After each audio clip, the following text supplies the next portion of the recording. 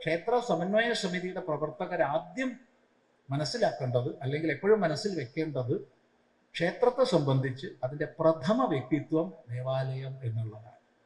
അവിടെ പ്രതിഷ്ഠിതമായി ആരാധിച്ചു വരുന്ന ദേവന്റെ സവിശേഷതകൾക്കനുസൃതമായ ക്രമം മാത്രമേ രണ്ടാമത്തെ ആരാധനാലയം എന്ന രീതിയിൽ സമീപിക്കുന്നവർ പുലർത്താൻ പാടുള്ളൂ.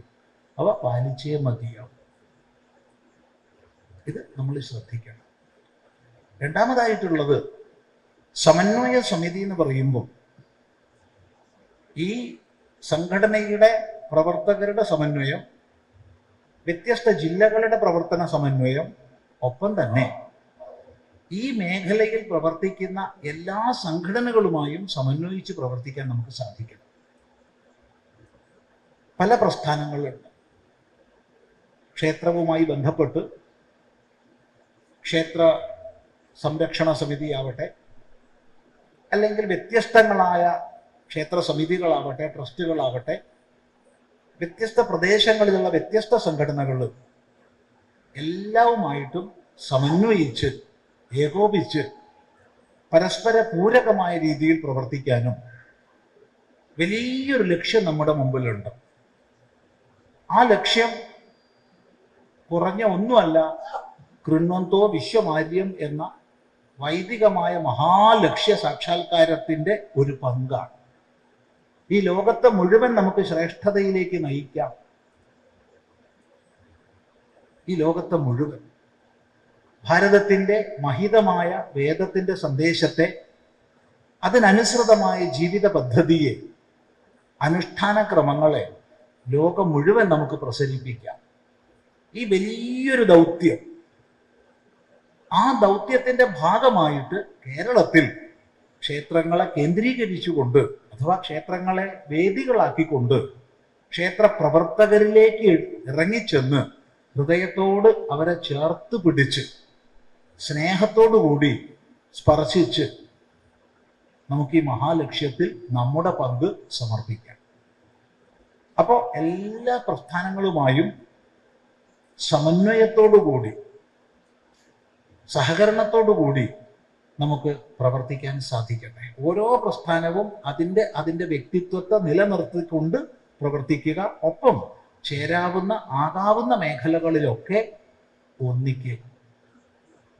അങ്ങനെ പ്രവർത്തിക്കുന്ന സമയത്ത് പ്രധാനപ്പെട്ട ഒരാശയം സൂചിപ്പിക്കാനുള്ളത്, ദേവപൂജ, ആരാധന എന്ന് നമ്മൾ പറയുമ്പോൾ അവിടെ പലപ്പോഴും അത്യബദ്ധം എന്ന രീതിയിൽ പലരും ഉത്തമം, മധ്യമം, അധമം എന്ന് പറയാറുണ്ട്. തെറ്റാണ്. എല്ലാ പൂജയും ഉത്തമമാണ്. ഉത്തമമല്ലാത്ത പൂജ ഇല്ല. അപ്പൊ ചിലർ ചോദിക്കും, അപ്പൊ സ്വാമി മദ്യം വെച്ച് പൂജിക്കുന്നതിനെ സ്വാമി അംഗീകരിക്കുമോ? ഞാൻ അംഗീകരിക്കും. അത് രാജസികമാണ്. സാത്വികം, രാജസികം, താമസികം എന്ന് 3 വിധാനമുണ്ട്. ഈ 3 വിധാനങ്ങളും പൂജയാണെങ്കിൽ ഉത്തമമാണ്, അല്ലെങ്കിൽ അധമമാണ്. അല്ലെങ്കിൽ എന്ന് പറഞ്ഞതിന്റെ അർത്ഥം എന്താ? വ്യക്തമായി പറയാം. ഏത് സമ്പ്രദായത്തിനും ഒരു ഗുരുപദേശം ഉണ്ടാവും, ഒരു സമ്പ്രദായം ഉണ്ടാവും. അത് സാത്വികമായാലും കൊള്ളാം, രാജസികമായാലും കൊള്ളാം, താമസികമായാലും കൊള്ളാം. ഇപ്പോൾ സാത്വികം എന്ന് പറയുമ്പോൾ ഉദാഹരണത്തിന് അവിടെ സാത്വിക ദേവതകൾ സാത്വിക ഭാവത്തിൽ സാത്വിക ദ്രവ്യങ്ങളെ കൊണ്ട് പൂജിക്കപ്പെടുകയാണ്. ഇപ്പം നേദ്യമായിട്ട് പായസം തുടങ്ങിയവ ഉദാഹരണം പറയാം. അല്ലെങ്കിൽ പൂജാ ദ്രവ്യങ്ങളായിട്ട് തുളസി, അതുപോലെ ശുക്ല പുഷ്പങ്ങൾ, ശുഭ്രപുഷ്പങ്ങൾ ഒക്കെ ഉദാഹരണം പറയാം. അല്ലെങ്കിൽ കൂവളം ഉദാഹരണം പറയാം. അവിടെ ദേവതയുടെ വസ്ത്രങ്ങൾ വെള്ള, മഞ്ഞ, നീലയോടടുത്ത വർണ്ണം വരെയാവും. ഇത് വ്യക്തം, പൂർണ്ണമായി ഇത് ശരിയാവില്ല കേട്ടോ. ദേവതാഭേദത്തിനനുസരിച്ച് മിശ്രങ്ങൾ വരും. ഇപ്പൊ വിഷ്ണു സാത്വിക ദേവതയല്ലേ എന്ന് ചോദിച്ചാൽ വിഷ്ണുവിന്റെ സാത്വിക ഭാവത്തിലുള്ള നരസിംഹമുണ്ട്, രാജസിക ഭാവത്തിലുള്ള നരസിംഹമുണ്ട്. അപ്പൊ അത്തരം വ്യത്യാസങ്ങൾ വരും. ഇനി രാജസികം എന്ന് പറയുമ്പോൾ ചുമന്ന വസ്ത്രം, വാള്, വെളിച്ചപ്പാട്, അതുപോലെ മദ്യം. മദ്യം എന്ന് പറയുമ്പോൾ കള്ളായിരിക്കില്ല, കള്ള് താമസികത്തിലാണ് വരിക. അതുപോലെ മാംസം തുടങ്ങിയവ, ഇതൊക്കെ രാജസികത്തിൽ വരും. താമസികമായതിൽ കള്ള്, ഈ ചുട്ട മത്സ്യം തുടങ്ങിയവ ഒക്കെ. ഉദാഹരണം പറയുകയാണ്, അവിടെ കറുപ്പ് വസ്ത്രം, കടും ബ്രൗൺ വസ്ത്രം ഒക്കെ വരും. ഈ പറഞ്ഞ വിധാനങ്ങൾക്കൊക്കെ ഒരു ഗുരു ശിഷ്യ പാരമ്പര്യ ക്രമമുണ്ട്. ആ ഗുരുപദേശത്തിനനുസരിച്ച് അത്തരം ആചരണങ്ങളെ നമ്മൾ ആദരിച്ചേ മതിയാവൂ, ഉത്തമമെന്ന് മാനിച്ചേ മതിയാവൂ. എന്നാൽ ഗുരുപദേശത്തിൽ നിന്ന് ഭിന്നമായി പോകുമ്പോഴോ അവ അപകടങ്ങളും സമൂഹത്തെ നശിപ്പിക്കുന്നവയുമായി തീരും. ചെറിയൊരു ഉദാഹരണം പറയാം.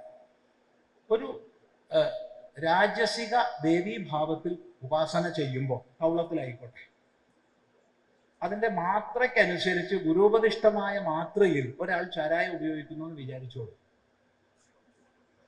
അതേ സ്ഥാനത്ത് കേസ് കണക്കിന് റമ്മോ ബ്രാൻഡിയോ ബിസ്കിയോ കൊണ്ടുവന്നിട്ട് നാട്ടുകാരെ കുടിപ്പിക്കുന്നു എന്ന് വിചാരിച്ചോളൂ. ആദ്യത്തതിനെ ബഹുമാനിക്കുന്ന നമ്മൾ രണ്ടാമത്തതിനെ നഖശിഖാന്തം എതിർക്കുമ്പോൾ എന്താകുന്നു? ചിദാനന്ദപുരി സ്വാമി അനുഷ്ഠാന വിരുദ്ധനാകും, ആചാര വിരുദ്ധനാകും. അതിൻ്റെ അർത്ഥം മനസ്സിലായിക്കൊണ്ട് വേണം മുന്നോട്ട് പോകുക. നേരെ മറിച്ച് ഗുരുപദിഷ്ടമായ രീതിയിലാണോ നമ്മൾ അതിനെ അനുമോദിക്കും, ആദരിക്കും. പക്ഷെ അതിൽ നിന്ന് മാറിക്കഴിഞ്ഞാലോ നമ്മുടെ സമൂഹം അപകടത്തിൽ നിന്ന് അപകടത്തിലേക്ക് അധപ്പതിക്കും. എത്രയോ ചെറുപ്പക്കാര് തനി കുടിയന്മാരായി സർവസ്വവും നശിച്ചത് ഇങ്ങനെയുള്ള ചിലതിൻ്റെ പേരിൽ നടക്കുന്നത് നമുക്കറിയാം. അപ്പൊ ഗുരുപദേശ സമ്പ്രദായം എന്നുള്ളത് മുഖ്യമാണ്. ഒരു ഗുരുപദേശം അതിൻ്റെതായ സമ്പ്രദായം.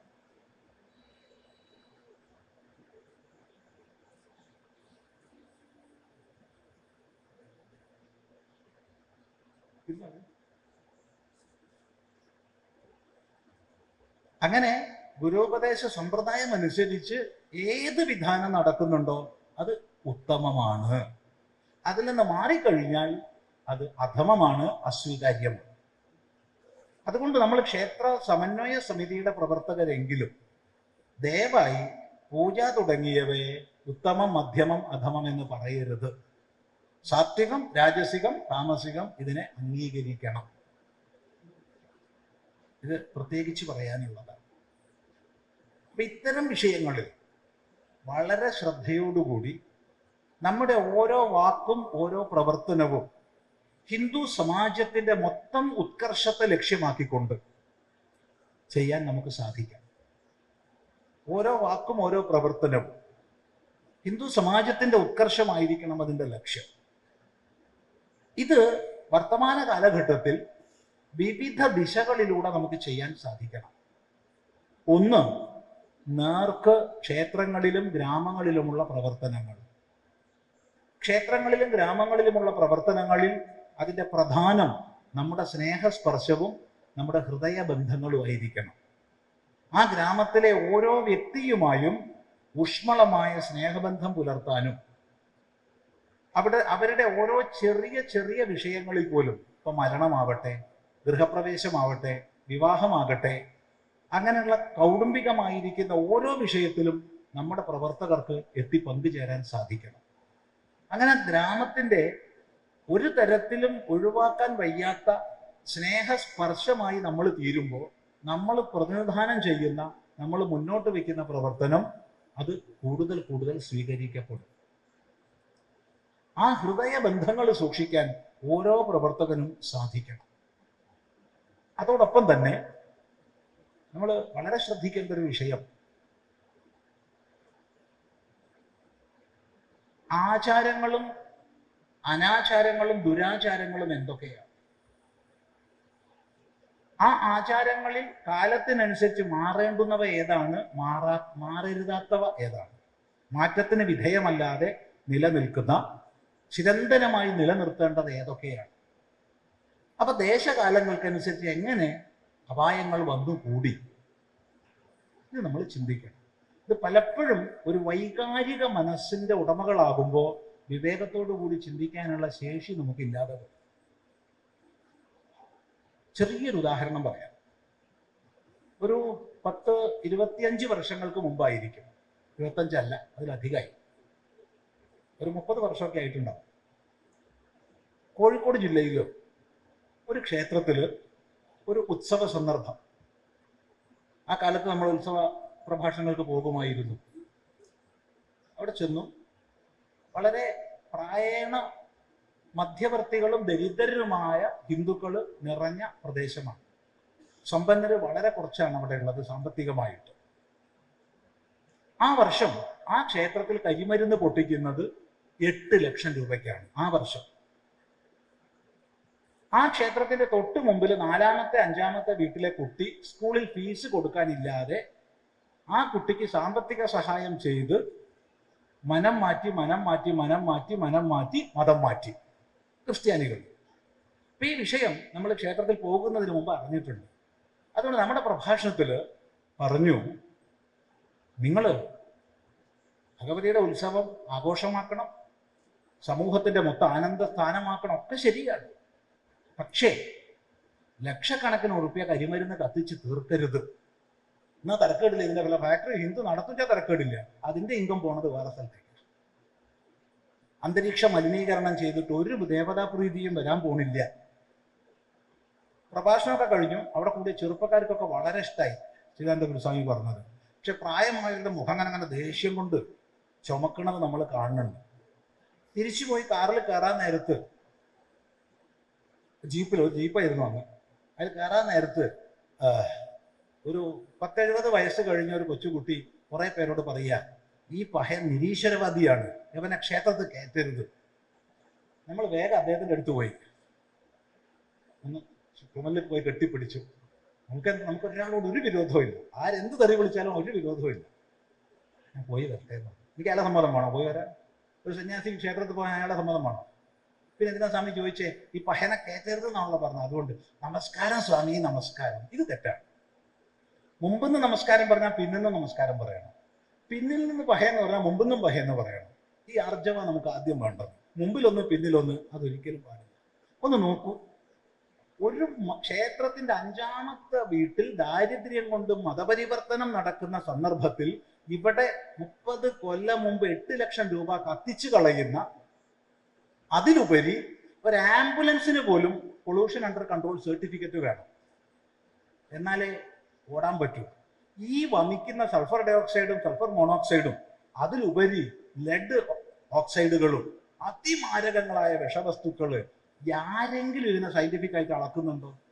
ഇത്ര എമിഷൻ പാടുള്ളൂ എന്ന് പറയുന്നുണ്ടോ? ഒന്ന് ചിന്തിച്ചു നോക്കും. ചിലർ ചോദിക്കും, എന്നോടൊരു ക്ഷേത്ര കമ്മിറ്റി പ്രസിഡന്റ് പറഞ്ഞു, സ്വാമി ഇതൊക്കെ അനാദികാലമായിട്ടുള്ള ആചാരമാണ്. ഞാൻ പ്രസിഡന്റ് ഒരു സംശയം ചോദിക്കട്ടെ, എന്താ? ഈ വെടിമരുന്ന് കണ്ടുപിടിച്ച് എത്ര കാലമായി? ഏത് നൂറ്റാണ്ടിലാണ് കരിമരുന്ന് ഇതൊക്കെ എല്ലാ കാലവും ഉണ്ട് സ്വാമി. ഓ സന്തോഷം, അങ്ങയുടെ ശാസ്ത്രബോധത്തിന് മുമ്പിൽ നമസ്കാരം. വേറൊന്നുമില്ല. ഇതൊക്കെ അനാദികാലമായിട്ടുണ്ടെന്നാ പറഞ്ഞത്. നിങ്ങൾ കത്തിച്ചോളൂ, സന്തോഷിച്ചോളൂ. തൃശ്ശൂർ പൂരം എത്ര സ്ഥലത്ത് വേണം? കേരളത്തിന്റെ അഭിമാനമാണ് തൃശ്ശൂർ പൂരം, അല്ലെങ്കിൽ ആറാട്ടുപുഴ പൂരം, വല്ലങ്കി വേല. ഇതൊന്നും ഇല്ലാച്ചാൽ ഗുരുവായൂർ ശിവേലി, ഇതൊന്നും ഇല്ലാച്ചാൽ എന്ത് കേരള? പക്ഷെ നാട് മുഴുവൻ തൃശ്ശൂർ പൂരമായാലോ ശരിയാവും? പിന്നെ തൃശ്ശൂർ പൂരത്തിന് വല്ല വിലയുണ്ടോ? ഇവിടെ തിരുവനന്തപുരത്ത് ആറ്റുകാൽ പൊങ്കാല ഏറ്റവും ഭവ്യമാണ്, ദിവ്യമാണ്, ശ്രേഷ്ഠമാണ്. ഇപ്പൊ നാട്ടിൽ മുക്കിൽ മുഴുവൻ പൊങ്കാലയാ. പിന്നെ ഇതിനെന്ത് വിലയുള്ളത്? ഓരോന്നിനെയും അതിന്റെ തനിമയിൽ നിലനിർത്താൻ നമുക്ക് സാധിക്കണം. ആ തനിമ സൂക്ഷിക്കപ്പെടുമ്പോഴാണ് എല്ലാം ചേർന്ന സനാതന ധർമ്മത്തിന്റെ വൈവിധ്യം ഉണ്ടാവുക. അവിടെ സാത്വികം വേണം, രാജസികം വേണം, താമസികം വേണം. ഓരോ സ്ഥലത്തെയും സവിശേഷതയ്ക്കനുസരിച്ച ആചാരങ്ങളെ സൂക്ഷിക്കാൻ കഴിയണം. തൃശ്ശൂർ പൂരം അതിന്റെ പ്രൗഢിയിൽ നടക്കണം. അതിനുള്ള സ്ഥലം അവിടെ ഉണ്ട്, അത് നടന്നേ മതിയാവൂ. എന്നാൽ 40 സെന്റ് സ്ഥലത്ത് 3 ആനയെ എഴുന്നള്ളിക്കണം എന്ന് പറഞ്ഞാലോ? 3 പേര് ആശ്രമത്തിനടുത്താണ് മരിച്ചത്. എത്രയോ ഭാഗ്യവാന്മാര്. കാരണം എല്ല് പൊട്ടി അരഞ്ഞ് കിടക്കുകയാണ് ആശുപത്രിയിൽ 36 പേര് ആനകളുടെ ചവിട്ടേറ്റിട്ട്. എന്തേ കാരണം? ചെറിയൊരു സ്ഥലത്താണ് 3 ആനകളെ എഴുന്നള്ളിച്ചുള്ളത്. അവർ 3 പോരാ 30 വേണമെന്ന അഭിപ്രായം പോരെ. ഇതിനെതിരെ പറയുമ്പോൾ ചിദാനന്ദപുരസ്വാമി ആരാകുന്നു? അനുഷ്ഠാനരഹിതനാകുന്നു. പിന്നെ ഇന്നത്തെ ഈ ഓൺലൈൻ മാധ്യമത്തിന് ഭാഷയ്ക്ക് സംസ്കാരം ഇല്ലല്ലോ, കാരണം അതിൽ മുഖമില്ലാത്ത ഭാഷകളാണ്. ഇത്ര കൊല്ലം ഹിന്ദു സമാജത്തിന് വേണ്ടി എങ്ങനെ പ്രവർത്തിച്ച ഒരു വ്യക്തിയാണ് ഇതെന്ന് പോലും ആലോചിക്കാത്ത പ്രതികരണങ്ങൾ വരും. നമുക്ക് യാതൊരു വിരോധമില്ല, സന്യാസിക്ക് ഒരു പ്രശ്നവുമില്ല. പക്ഷേ ചെറുപ്പക്കാരൊക്കെ അങ്ങനെ പറയുന്നത് കേൾക്കുമ്പോൾ സങ്കടം തോന്നും, കാരണം അവർക്ക് എത്ര ദോഷം വരുന്നുള്ളത് ആലോചിച്ചിട്ട്. ഒന്ന് ചിന്തിച്ചു നോക്കുക, നമ്മൾ എങ്ങോട്ടാണ് പോകുന്നത്? എങ്ങോട്ടാണ് നമ്മൾ പോകുന്നത്? ഭക്തിയാണോ, ഭക്തിയുടെ പേരിലുള്ള താന്തോന്നിത്തങ്ങളാണോ നടക്കുന്നത്? ഇത് ശരിയാക്കി എടുക്കണ്ടേ? വളരെ ഗൗരവത്തോടു കൂടി ചിന്തിക്കുക. ചിന്തിച്ചേ മതിയാവും. ഇന്ന് ചിന്തിച്ചില്ലെങ്കിൽ നമ്മുടെ ആചരണങ്ങളെ സർക്കാർ വന്ന് നിരോധിക്കുന്ന അവസ്ഥ വരരുത്. നമ്മുടെ ആചരണങ്ങളെ കാലത്തിനനുസരിച്ച്, ദേശത്തിനനുസരിച്ച് സ്വയം ക്രമീകരിക്കാൻ കഴിയുന്ന പ്രസ്ഥാനം മാത്രമേ നിലനിന്നിട്ടുള്ളൂ. നിങ്ങളൊന്ന് നോക്കൂ, കോഴിക്കോട് നമുക്ക് വളരെ അടുത്ത് പരിചയമുള്ള ഒരു ഡോക്ടറുണ്ട്. അദ്ദേഹത്തിന് ഇപ്പോൾ 93 വയസ്സാണ്. 88 വയസ്സ് വരെ അദ്ദേഹം സർജറി ചെയ്യുമായിരുന്നു. അവസാനം ഞങ്ങളെല്ലാം കൂടി നിർത്തുമെന്ന് പറഞ്ഞ് നിർത്തിച്ചു. ആശുമായിട്ട് വളരെ അടുത്തിടപഴകുന്ന ഒരു അമ്മയുണ്ട്, ബാംഗ്ലൂർ ഗൈനക്കോളജിസ്റ്റാണ്. 81ാമത്തെ വയസ്സായി. ഇപ്പോഴും സർജറിയും കോംപ്ലിക്കേറ്റഡ് ആയിട്ടുള്ള സർജറി കേസുകൾ അവർ അറ്റൻഡ് ചെയ്യാം. നിങ്ങളോട് ലളിതമായൊരു ചോദ്യം ചോദിക്കട്ടെ. അവർ പഠിക്കുന്ന കാലത്തെ ഒരു ഇൻസെക്ഷൻ്റെ ഒരു കത്തി പോലും ഇന്ന് ഉപയോഗിക്കുന്നുണ്ടാവില്ല. ആ കാലത്തുള്ള ഇന്നുള്ളൊന്നും അന്നുമില്ല. അന്നത്തെ ടെക്നോളജി ഇന്നില്ല, ഇന്നത്തെ ടെക്നോളജി അന്നുമില്ല. പിന്നെ എങ്ങനെയാണ് അവർക്ക് പിടിച്ചു നിൽക്കാൻ കഴിയുന്നത്? സ്വാമി വ്യക്തികളെ കുറിച്ച് സംസാരിക്കല്ലോ, എന്നാ പ്രസ്ഥാനത്തെ കുറിച്ച് പറയാം. ഒരു 20 കൊല്ലം മുമ്പ് നമ്മളെയൊക്കെ കയ്യിൽ മൊബൈൽ ഫോൺ ഉണ്ടാവുമ്പോൾ ഓർമ്മിച്ച് നോക്കൂ, ഏതായിരുന്നു സെറ്റെന്ന്? ഇന്ന് ഓർമ്മിച്ച് നോക്കൂ. ആദ്യം മോട്ടോറോള ആയിരിക്കും, പിന്നെ നോക്കിയ ആയിരിക്കും. നോക്കിയ കമ്പനി എവിടെ പോയി? എവിടെ പോയി നോക്കിയ കമ്പനി? എന്തുകൊണ്ട്? ലോകത്തിൽ ഏറ്റവും വലിയ സാമ്പത്തികമായി എല്ലാ നിലയ്ക്ക് നോക്കിക്കഴിഞ്ഞാലും ഏറ്റവും ഉന്നത സ്ഥാനത്ത് നിലകൊണ്ട പല സ്ഥാപനങ്ങളും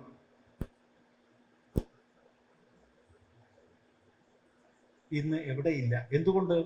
കാലത്തിനനുസരിച്ച്, ദേശത്തിനനുസരിച്ച് സ്വയം നവീകരിക്കാൻ കഴിയുന്നവയ്ക്ക് മാത്രമേ നിലനിൽക്കാൻ കഴിയൂ.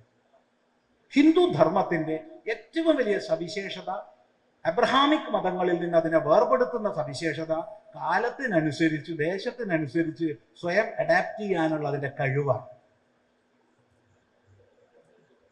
ദേശകാലങ്ങൾക്കനുസരിച്ച് പുനഃക്രമീകരിക്കാനുള്ള കഴിവ് കൊണ്ടാണ് സനാതന ധർമ്മം സഹസ്രാബ്ദങ്ങളായി നിലനിന്നത്. എന്തുകൊണ്ട് ഗ്രീസ് നശിച്ചപ്പോ, എന്തുകൊണ്ട് മായൻ നശിച്ചപ്പോ, എന്തുകൊണ്ട് റോമിൽ ഉള്ള ധർമ്മവ്യവസ്ഥ നശിച്ചപ്പോ, എന്തുകൊണ്ട് അമേരിക്കയിലോ യൂറോപ്പിലോ ആഫ്രിക്കയിൽ മുഴുവൻ നശിച്ചിട്ടില്ല, ഓസ്ട്രേലിയയിലുള്ള ധർമ്മവ്യവസ്ഥ ക്ഷയിച്ചപ്പോ ഭാരതം ക്ഷയിച്ചില്ല? കാരണം ദേശകാലങ്ങൾക്കനുസരിച്ച് സ്വയം ക്രമീകരിക്കാനുള്ള ശക്തി നമ്മുടെ ഉള്ളിലുണ്ട്. യഥാകാലം ആചാര്യന്മാര്, അനുഷ്ഠാനത്തിലുള്ള ഗുരുനാഥന്മാര് പറയുന്നതനുസരിച്ച് ക്രമീകരിക്കാനുള്ള ശേഷി നമുക്കുണ്ട്. ഒപ്പത്തിനൊപ്പം ധർമ്മവ്യവസ്ഥയെ അമ്മിഞ്ഞപ്പാലിനോടൊപ്പം അടുത്ത തലമുറയിലേക്ക് പകർന്നു നൽകാനുള്ള മാതൃത്വം നമുക്കുണ്ട്. മാതൃദേവോഭവ തുടങ്ങിയ മന്ത്രങ്ങളുടെ അടിസ്ഥാനത്തിൽ രൂപപ്പെട്ട കുടുംബ വ്യവസ്ഥ നമുക്കുണ്ട്. ഇതുകൊണ്ടാണ്, അഥവാ ഇവയെ കൊണ്ടാണ് ഈ ധർമ്മം നിലനിന്ന് പോകുന്നത്. അപ്പൊ ദേശകാലങ്ങൾക്കനുസരിച്ച് സ്വയം ക്രമീകരിക്കാത്ത ഒരു വ്യവസ്ഥയും നിലനിന്നിട്ടില്ല, നിലനിൽക്കില്ല. ഇത് വളരെയധികം നമ്മൾ ശ്രദ്ധിക്കേണ്ടുന്ന വിഷയമാണ്. അല്ലെങ്കിൽ നമ്മളും അബ്രഹാമിക് മതങ്ങളെ പോലെ സെമിറ്റിക് കാഴ്ചപ്പാടോടുകൂടി ഒരു മാറ്റത്തിനും വിധേയമല്ലാതെ നിലകൊള്ളും. എന്തുണ്ടാവും? അത് കാലത്തിന്റെ ഗതിയിൽ അസ്തമിച്ചു പോകും. ശ്രദ്ധിക്കുക, ഇത് വളരെ ശ്രദ്ധിച്ചേ മതി. എന്ത്, ആര് പറയുന്നു, എന്തുകൊണ്ട് പറയുന്നു, എങ്ങനെ പറയുന്നു എന്നുള്ളത് ചെറിയ ഉദാഹരണം കൂടുതൽ പറഞ്ഞുതരാം. ഇപ്പൊ ചിദാനന്ദപുരസ്വാമിയെ കുറിച്ച് വ്യക്തിപരമായി തന്നെ പറഞ്ഞ ഒരു കുഴപ്പമില്ല. ക്ഷേത്രത്തിൽ പോകുമ്പോൾ ഷർട്ട് ഇടാൻ പറയണ സ്വാമി എന്നാ പറയാ. ഇന്ന് വരെ ചിദാനന്ദപുരി സ്വാമി ഈ 35 കൊല്ലമായി പൊതുപ്രസംഗത്തിൽ ദിവസവും ചെയ്യുന്ന ആളാണ്. ഇന്റർനെറ്റ് ഇന്നലെ വന്നപ്പോൾ തുടങ്ങിയ ആളല്ല. 35 കൊല്ലമായി ഗ്രാമാന്തരങ്ങളിലൂടെ ഹിന്ദു വിഷയങ്ങളെ പ്രസംഗിച്ച് ശാരീരികമായി പല ഒന്നും പറയണില്ല, പലതും അനുഭവിച്ചിട്ട് വന്ന ആളാണ്. അല്ലാണ്ട് എന്താ പറയേണ്ടത്, സുഖമായി ലാപ്ടോപ്പിന്റെ പുറത്ത് ഇരുന്നിട്ട് ഹിന്ദുത്വം ടൈപ്പ് ചെയ്ത ആളല്ല. നായിക്കൊരണ ആയാലും ഇനി മലയാളത്തിലുള്ള എല്ലാ തെറിവാക്കുകളായാലും പഠിച്ച ആളാണ്. മലയാളത്തിൽ എനിക്കറിയാത്ത തെറിവാക്കില്ല. ഉണ്ടെങ്കിൽ അത് ഞാൻ കൂടി പറയാം, ഉണ്ടെങ്കിൽ 1997 ശേഷമുള്ള വാക്കായിരിക്കും. ഇത്ര പറഞ്ഞാൽ മനസ്സിലാക്കേണ്ടവർക്ക് മനസ്സിലാക്കാം. 1997 600ഓളം പേര് ബന്ധിച്ച് പോലീസ് സമയത്തിന് ഇടപെട്ട ഒറ്റ കാരണം കൊണ്ട് ജീവിക്കുന്ന ആളാണ്. അന്ന് എല്ലാ തെറിവാക്കും ഞാൻ പഠിച്ചിട്ടുണ്ട്, എല്ലാം അറിയില്ലായിരുന്നു അതിന് മുമ്പ് അങ്ങനത്തെ വാക്കുകളൊന്നും. ഇതൊക്കെ അങ്ങനെയുള്ളതായ ചിദാനന്ദപുരി സ്വാമി ഇപ്പൊ ഷർട്ട് ഇടാൻ പറയുന്ന ആളാണ്. ഇന്ന് വരെ ഒരു പ്രസംഗത്തിൽ ഷർട്ട് ഇട്ട് പോകണമെന്ന് ഞാൻ പറഞ്ഞിട്ടില്ല. ആർക്കെങ്കിലും അതിന്റെ റെക്കോർഡ് കാണിച്ചു തരാൻ പറ്റിച്ചാൽ മേലിൽ പ്രസംഗിക്കില്ല, പറഞ്ഞിട്ടില്ല. മറിച്ച് ഷർട്ട് അഴിക്കാൻ നിർബന്ധിക്കരുത് എന്ന് പറയാറുണ്ട്. ആർക്ക് വേണ്ടിയിട്ടാ? എനിക്ക് വേണ്ടിയല്ല, സന്യാസിമാർക്ക് വേണ്ടിയിട്ടല്ല.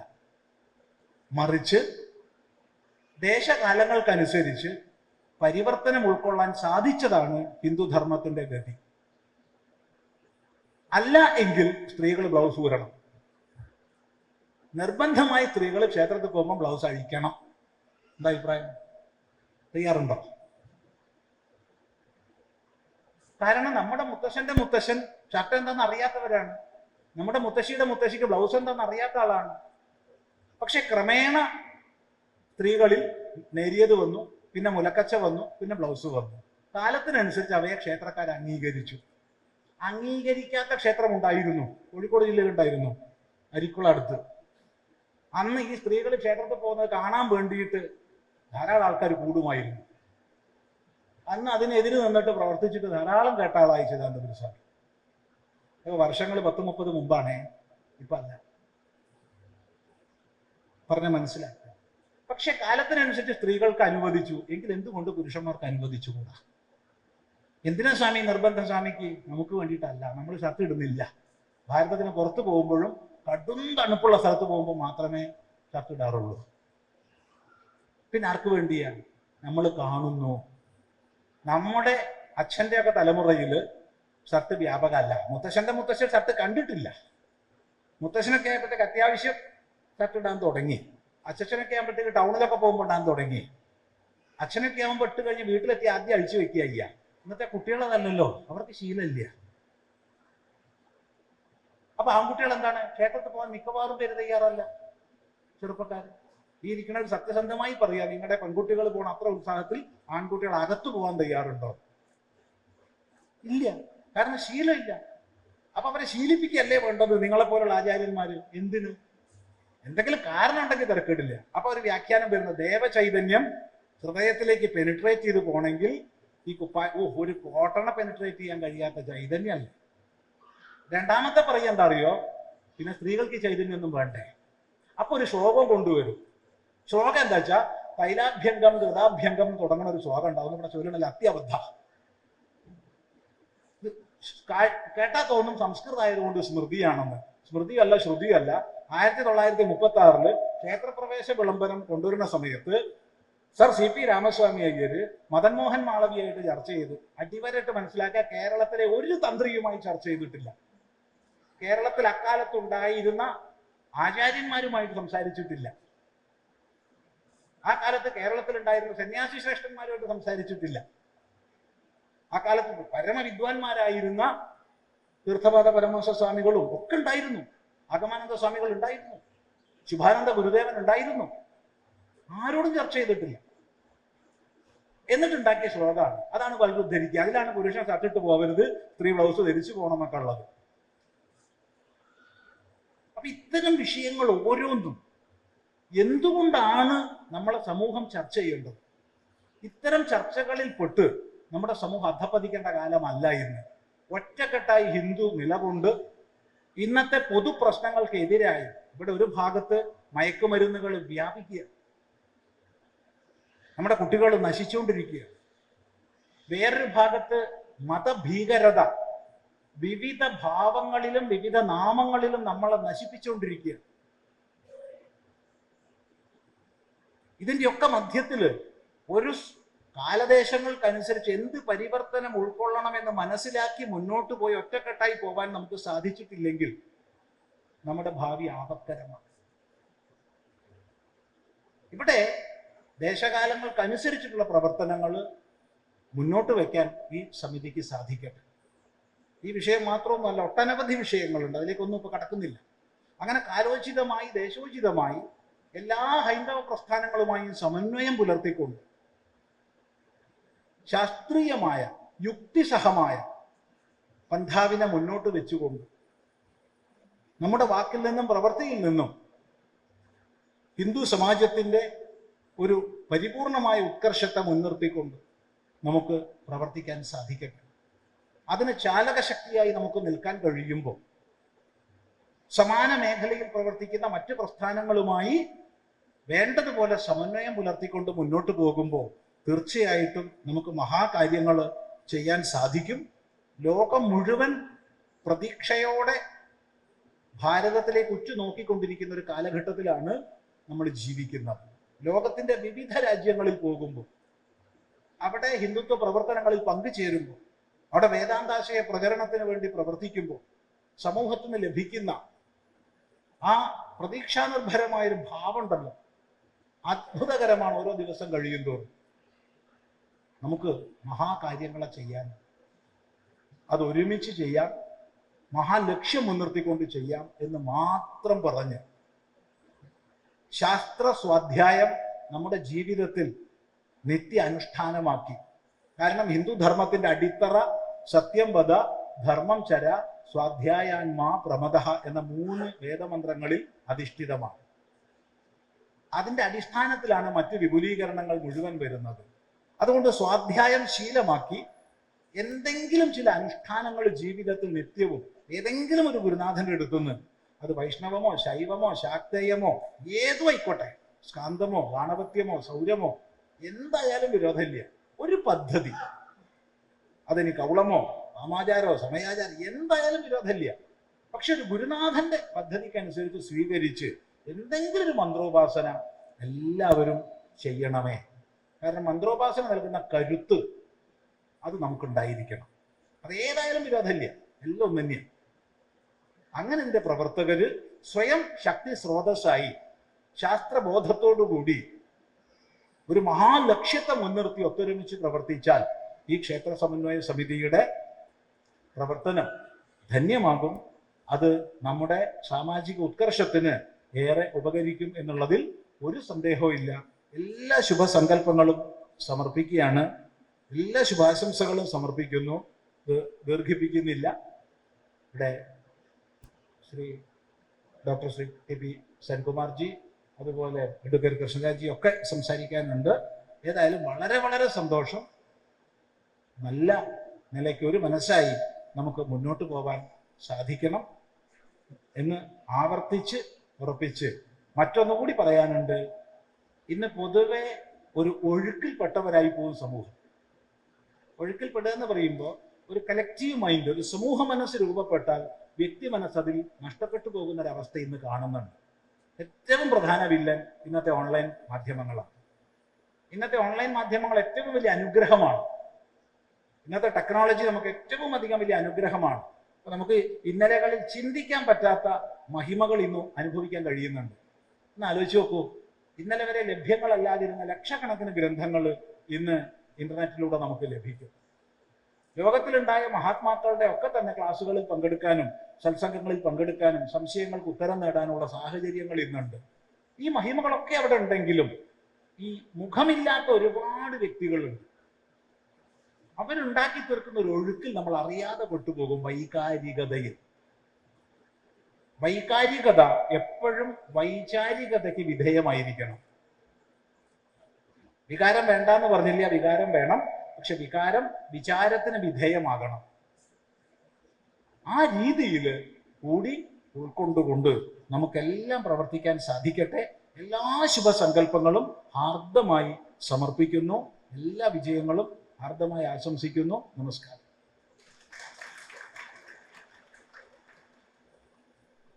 എഡ്യൂബിക്സ് ഓൺലൈൻ എക്സിക്യൂട്ടീവ് എഡ്യൂക്കേഷൻ.